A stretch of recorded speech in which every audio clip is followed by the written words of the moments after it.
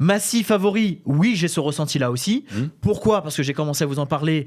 On n'est pas si loin que ça, 20 km au sud de Paris, très bien desservi par les transports. Il y a une prochaine ligne de transport qui va être desservie. Alors, vous voyez ces images-là. Massy, il y a deux propositions. Il y a une zone très commerciale que l'on voit l'image où il y a aujourd'hui déjà des commerces et il y a une partie plutôt en friche.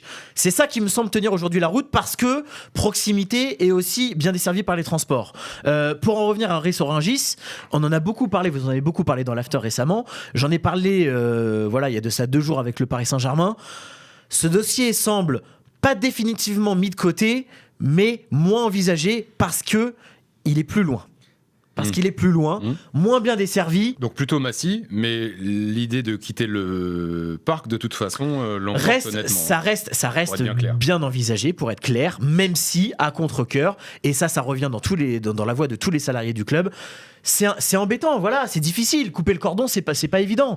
Il faut aussi rappeler que le PSG a un bail avec le Parc des Princes jusqu'au 2043, si je ne dis pas de bêtises. Oui. Voilà. Le PSG ne peut pas s'en désengager comme ça, de ce bail qui court quand même encore pendant une vingtaine d'années. Ce qui a laissé courir le bruit qu'il se pourrait que même si tu as un nouveau stade, est-ce que tu pourrais, par exemple, faire l'alternance, faire des garder petits matchs, entre guillemets, que tu l'as fait au parc, et des gros matchs de Ligue des Champions, tu l'as fait dans le nouveau stade.